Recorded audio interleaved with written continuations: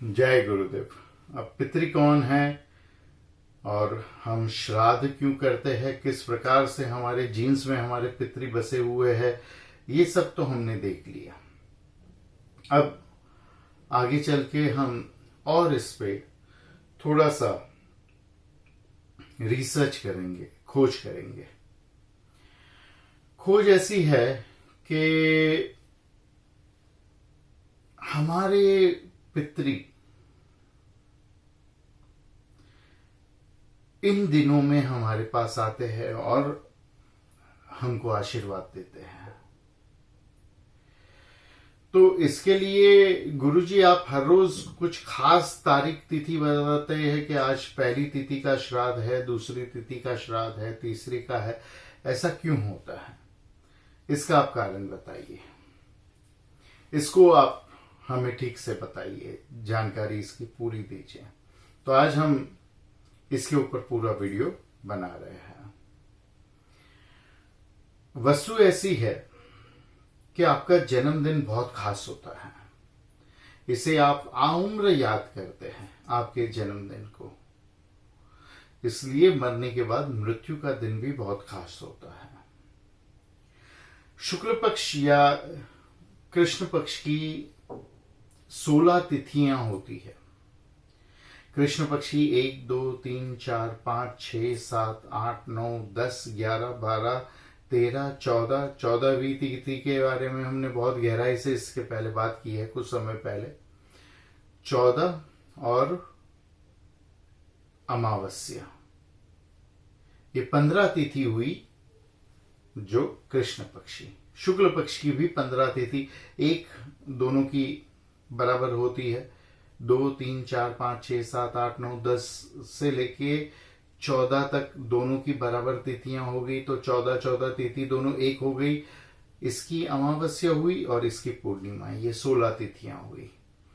श्राद्ध के 15 दिन आते हैं, पहली तिथि से लेकर अमावस्या तक। अमावस्या को पूर्णिमा और अमावस्या का श्राद्ध होता है। पहली तिथि को कृष्ण पक्ष की पहली तिथि पे जिनकी मृत्यु हुई है उनका, और जो शुक्ल पक्ष में जिनकी मृत्यु हुई है पहली तिथि को, उनका श्राद्ध होता है। दूसरी तिथि को, द्वितीय को, कृष्ण पक्ष की द्वितीय और शुक्ल पक्ष की द्वितीय को जिनकी मृत्यु हुई है उनका श्राद्ध होता है।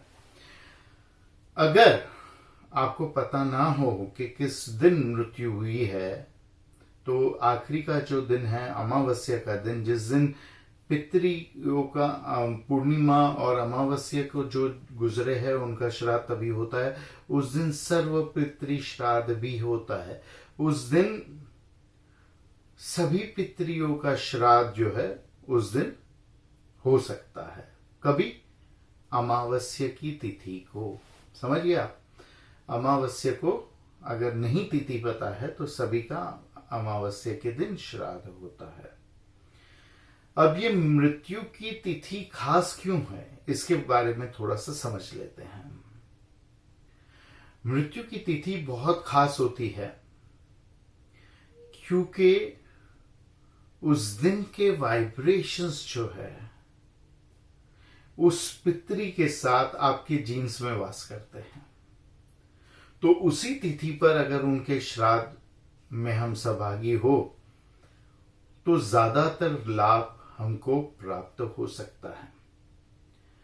अगर हम भूल गए हैं तो सर्वपितृ श्राद्ध के दिन करने से तो सबका फायदा हो जाएगा। सर्वपितृ श्राद्ध के दिन तो सबको करना चाहिए। इसका पूरा ज्योतिष विज्ञान का एक गणित है, एक रहस्य है।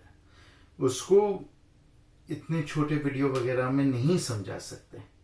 इसके लिए आपको शॉर्ट में कह रहा हूं कि तिथियां जो है बहुत ही खास है। जैसे हमने चतुर्दशी तिथि के बारे में आपको कुछ ही समय पहले समझाया है। अब हम आते हैं हमारे दूसरे पड़ाव पर कि ये तिथियां जो है इसके हिसाब से पितृ आपसे अपेक्षा करते हैं। समझो, जो आपका जन्मदिन है वो आपको आजीवन याद रहता है। वैसे ही आपका मरण दिन आपको मृत्यु के बाद याद रहता है। मरने के बाद व्यक्ति की इतनी सारी इच्छाएं रहती है कि एक आत्मा, एक जीव बटकर अलग अलग शरीर धारण कर लेता है, पर फिर भी एक शरीर का जो हिस्सा होता है, जिसे धनांजय वायु के नाम से भी जाना जाता है या धनांजय का हिस्सा भी माना जाता है, वो हिस्सा पितृलोक में रहता है। आप यदि गया में पितरियों की शांति वगैरह करके आए हो तो कहते हैं कि उसके बाद आपको श्राद्ध करने की जरूरत नहीं होती है, क्योंकि सारे पितरियों का, सारे जीन्स का शमन वहां पे हो जाता है, शांति हो जाती है, फिर उसके बाद में जरूरत नहीं होती है। लेकिन वो केवल और केवल 1 वर्ष के बाद, कोई रिश्तेदार के मरने के 1 वर्ष के बाद ही हो सकता है। अब ये पितरियों का जो श्राद्ध है ये 1 वर्ष के बाद होता है, लेकिन वो तिथि को बहुत आप महत्व देना, जिस तिथि को आपके पूर्वज ने अपना शरीर छोड़ा है। वो क्यों देना है महत्व, वो क्यों आपको याद रखना है? क्योंकि मरने के बाद जो आपके रिश्तेदार गुजर गए हैं, जिनकी मृत्यु हुई है, जिन्होंने अपने शरीर को त्यागा है, उनको अपनी मृत्यु की तिथि बहुत ही अच्छे से याद रहती है, और अपनी मृत्यु की तिथि के समय दिन वो आपसे अपेक्षा करते हैं कि आप उनको कुछ ध्यान, कुछ तृप्ति, कुछ तर्पण दो। इस वजह से जिस दिन तिथि है उस दिन करना चाहिए। अब इन तिथियों में और भी रहस्य है, सब आगे जाके हम खोलेंगे।